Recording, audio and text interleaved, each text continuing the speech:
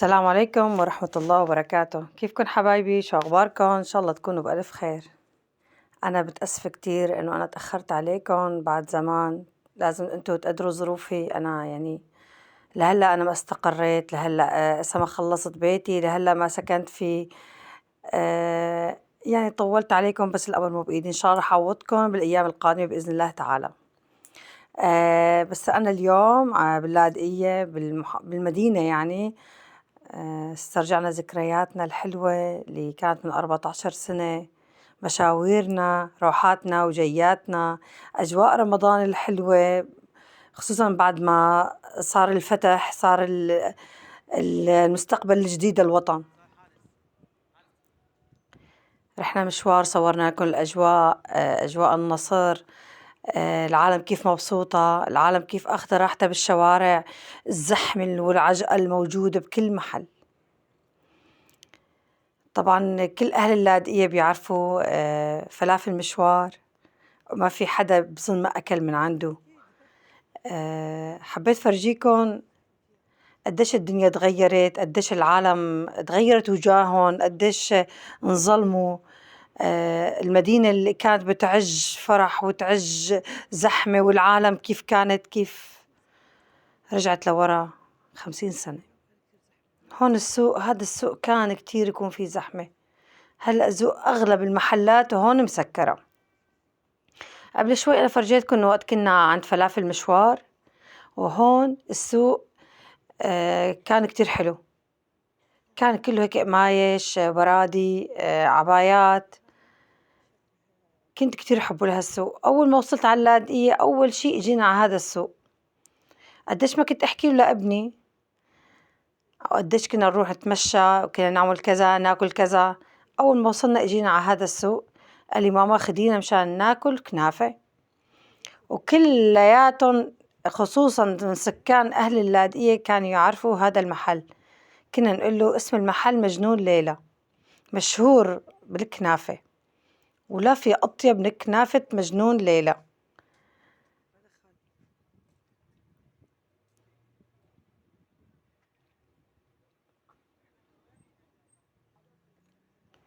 طيب هذا الفيديو مصور من كذا يوم، بس صدقا أنا ما فضيت إني نزل الفيديو.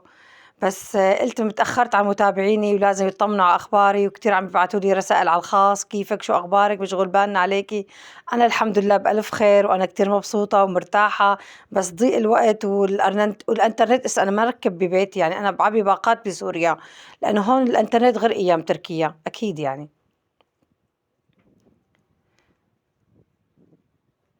بس رغم هالوضع الصعب، العالم إساتها يعني الحمد لله رب العالمين في مشكل ملوّم من جميع محافظات البلد.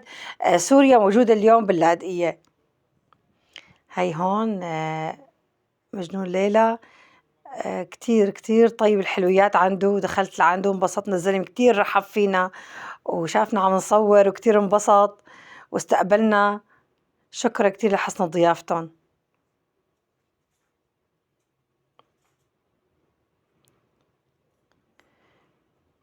هذا المحل مشهور بالكنافة حصرا.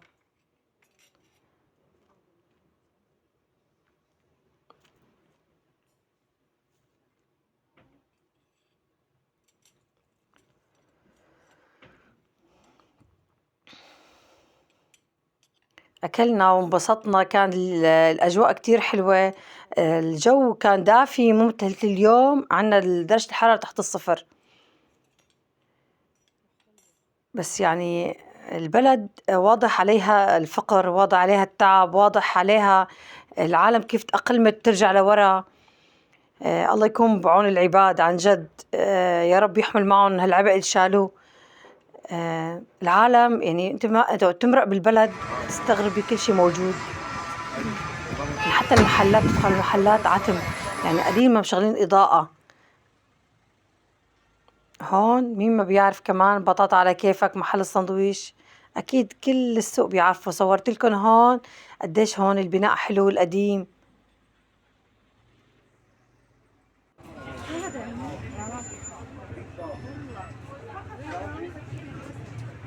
قد ما تغربنا وقد ما بعدنا ما في أحلى بالدنيا، ما في بلدنا، من بلدنا ما في لك حتى ما بضاعت بلادنا، حتى قديش أنا برمت هنيك، قديش اشتريت هنيك، سبحان الله كل شيء له لذة خاصة. بتاخد ليزرية يعني؟ ارجعي لورا، رجعت تاكلي، رجعي لورا. شو إذا بتاخد شوفوا لي ليزرية؟ الفناجين ما أحلاهم، رائعين لرمضان، منزلين كتير بضاعة حلوة على رمضان، زينة رمضان، العالم عن جد بتحس بأجواء رمضان، نكهة خاصة.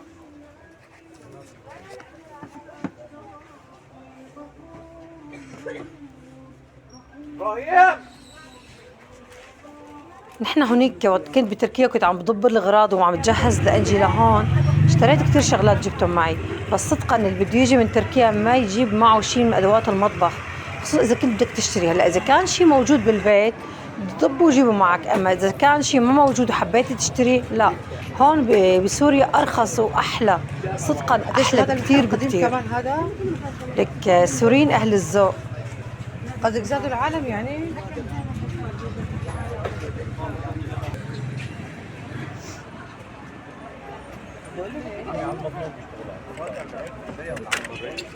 شو هالشعب الصامد ما شاء الله، على الارض شعب صامد عن جد، شعب مقاوم ولك مناضل، ولك تحت الفقر، ولك من تحت الركام، ولك تحت فوق ركام بيتهم حطوا خيمة وسكنوا، يعني عن جد الجو بارد كتير، فقر كتير، والعالم ساكنة وصامدة وعم تشتغل ولك عم تناضل. تحية للشعب السوري، تحية لجميع شعوب العالم. عم فرجيكم زينة رمضان، ولهلا يعني الطقوس موجودة، بيحبوا يحتفلوا. الحمد لله اللي الله وصلنا لهذا اليوم، اللي أوصل على بلدي أنا وفوت على مدينتي وتجول فيها، اللي كانت حلم كتير كتير كان بعيد. الحمد رب العالمين، الله قرب البعيد الحمد لله. هون كنت أنا وأمي وأختي عم نتجول بالسوق، عم نصور، وفي شغلات كتير كنا محرومين منها، الحمد لله رب العالمين. عندي من هذول أنا. عندك أنت منهم؟ إيه عندي من هذول. ليك أنا حبيت أنزل هذا الفيديو طمنكم عني إنه أنا الحمد لله بخير. أنا ما فيني شيء الحمد لله، وأنا قصرت كتير لأنه أنا مشغولة بالبيت. بتعرفوا إذا أنت أخذ بيت بدك تجهزه من كل شيء، صعب إنك وأنا أغراضك من محل لمحل وحاطتهم ببيت تاني بدي أخذهم على البيت اللي جبته اللي سويته، كتير الأمر صعب. إن شاء الله بس خلصت أنا على بداية رمضان رح أصور لكم. شوفوا هالفناجين حلو، ما شيء فاخر من الآخر، بس حلوين. لكي هاي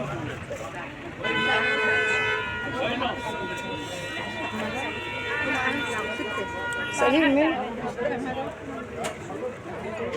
اسأليه مين؟ اسأليه من وين صارت الكنيسة؟ مين؟ هاي الغاز للليزرية الشاملة بتاخدها كمان. ليك الركبة، ديك الركبة. منين الطريق؟ أمي منين الطريق؟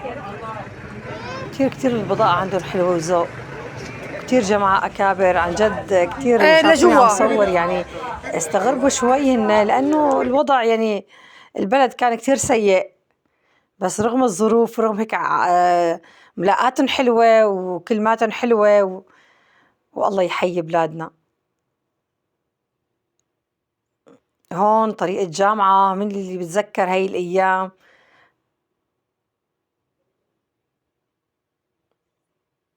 مشفى تشرين الجامعة، هاي الطريق الواصلة. مجنون ليلى الزلمة وقت عرفنا جايين على البلد. وهون هلا صرت ببيت أخي، الله يديمه يا رب ويرزقه من أوسع أبوابه. هذا الأب الثاني، الأب الروحي عن جد. أنا رجعت على سوريا، أبوي كان متوفي ما شفته يعني. لك هون جيت لعند أخي، هي أول مرة بزوره بعد 14 سنة. حضرت لي مرته زوجتي ورق دوالي فيك. طبعا لسه عم نحط الأكل هون، بس إحنا ما صبرنا، هن صبينا الأكل وحطيناه من إسا نصب الصفيحة ونصب كتير شغلات، ما صبرنا، صرنا ناكل ما انطرنا قديش ما كنا جوعانين. غير محل بده بعضهم. وبتعرفوا عند الإخوات كل شي طيب، ما في رسميات. يلا طبعا بتوصف البيت ابو جميله صار. هي هون الصفيحة وصلت سخنة غير شكل. انا انجمعنا كلياتنا كل الحبايب هون. الله يرزقه يا رب. وهي أحلى فنجان نمت عندهم أكيد أنا تاني يوم، وشربت أنا وياه هيك فنجانين قهوة على رواق. طبعا هون ما في ضوء عندهم، على ضوء البطارية. الكهرباء بتيجي عندهم كل 4-5 ساعات، بتجي نص ساعة أو ساعة.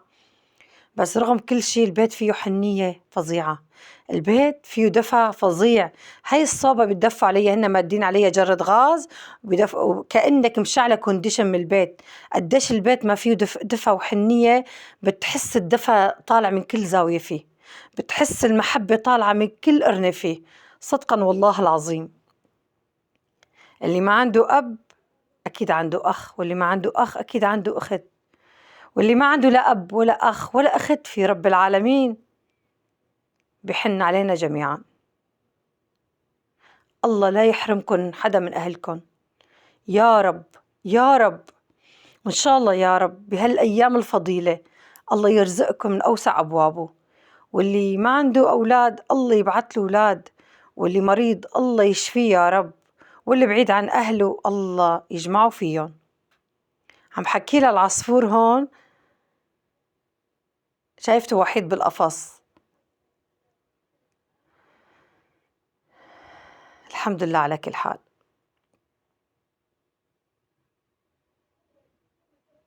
طبعا أنا رح ضل عندهم هاليوم، بكرة الصبح إذا الله لا متيسرة على بيتي. بدي روح كمان خلص شغلي ببيتي، ابني مشان المدرسة خلصت له أوراقه هون، بس لازمنا كتير أوراق مشان نخلص يداوم على المدرسة. تعرفوا أنتوا بدي بلش معه من الصفر. ابني بيعرف يقرأ ويكتب عربي، بس ما بيعرف القواعد، ما بيعرف الضمائر، ما بيعرف الإعراب، يعني مشوار طويل.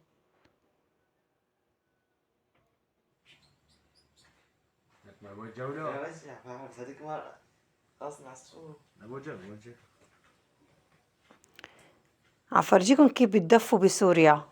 هي الصوبة بيشغلوها كتير تعطي دفى، بس كتير بتحسسك بالحنية.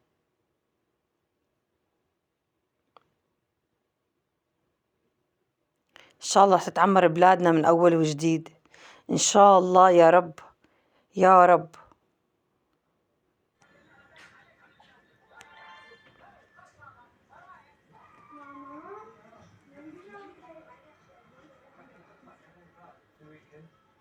ونرجع أحسن من الأول، وبلادنا تصير من أرقى دول العالم، ويدمر اللي دمره إلهي يا رب، ويفرجينا فيهم يوم إن شاء الله. بتمنوا الهوى ما بيشوفوه إن شاء الله يا رب، وبتمنوا الموت وما بيشوفوه كمان.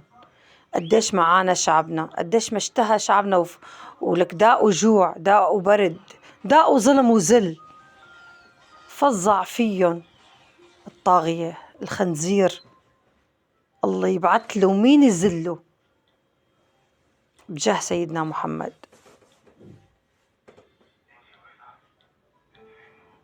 هذا اليوم رئيس سوريا الجديدة الشرع زار اللاذقية. طبعا أنا رحت رحت على ضيعتي قبل ما يجي هو، لأنه رح يصير زحمة كان. بس الاستقبال اللي صار بيدل على محبة الشعب اللي كانت مكبوتة، الشعب اللي كان مدعوس، الشعب اللي كان مضغوط 14 سنة. الشعب انفجر، انفجر بمعنى الكلمة. استقبلوا أحلى استقبال بليق رئيس جمهورية. هون طريق العودة إلى البيت، هاي حفتنا الجميلة، حفتنا الحلوة، المناظر روعة. هون سد مقابل بيتنا، شوفوا لي هالمنظر. إذا ما طلعتوا أنتوا محل، بس توقفوا هيك على حافة الطريق تفرجوا على المناظر الحلوة بينشرح قلبكم.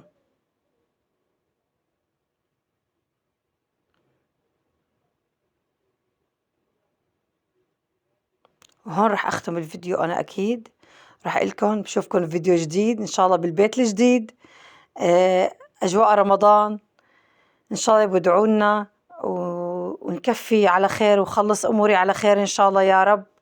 بتمنى ما تزعلوا وما تواخذوني أنا تأخرت عليكم.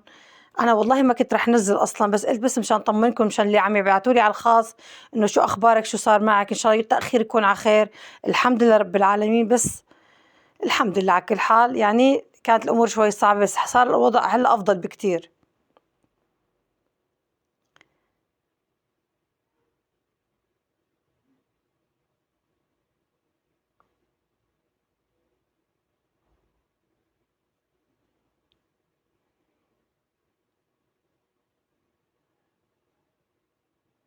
بيوت الحفة القديمة كلها كانت مصنوعة من الحجر، طبعا من حجر راقي طبعا.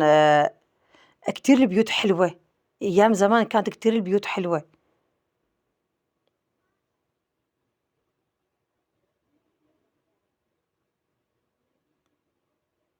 سموا منطقتنا الحفة لأنها واقعة على حافة الطريق، على الحافة.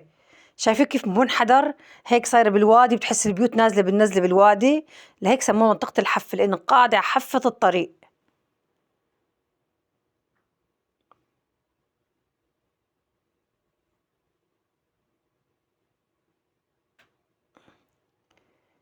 كل يوم نسمع صوت زلاغيط وإطلاق نار بالليل، عائلات عم يجوا جداد عم يرجعوا، العالم عم تحتفل فيهم، عن جد جو روعة.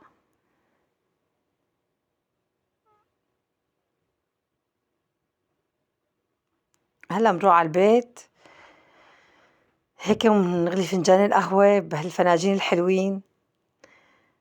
الجو صار برودة، عند المغرب بصير كتير برد، بتعرفوا منطقتنا كتير عالية عن سطح البحر. كل ما قربت على سطح البحر كل ما صار الجو أدفى، كل ما بعدت عن سطح البحر كل ما صار الجو عالي، المنطقة عالية والجو صار أبرد.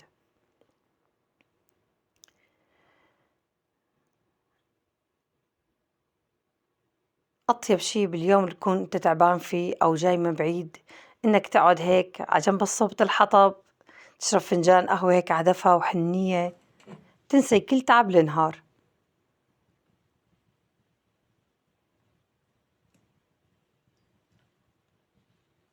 رجعت هون عند أمي قلت لها شو عندك فناجين قديمين ضابطيهم بالباترينا؟ قالت لي والله يا بنتي فناجين هدول الطاووس صغار. قلت لها ما بدي صف فيهم صور لهم فيهم، فرجيهم قديش إسا أنتوا ذكرياتكم مخباية محتفظين فيها. هيك كان موديل فناجين أيام زمان، كان الفنجان صغير هيك وسموه طاووس، محتفظة فيهم والدتي لهلا. قلت لها رح صور بالفنجان ورجع لك إياه.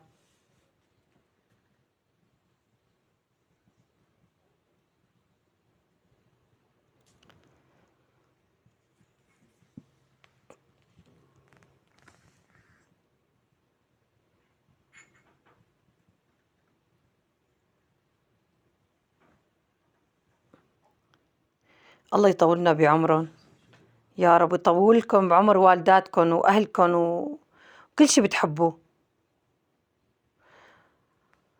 بدي لكم استودعتكم الله بأمان الله، وإن شاء الله ملتقانا بفيديو جديد يا رب. وما تنسوا تحطوا لي تعليق حلو على الفيديو، حطوا لي لايك، ومع السلامة.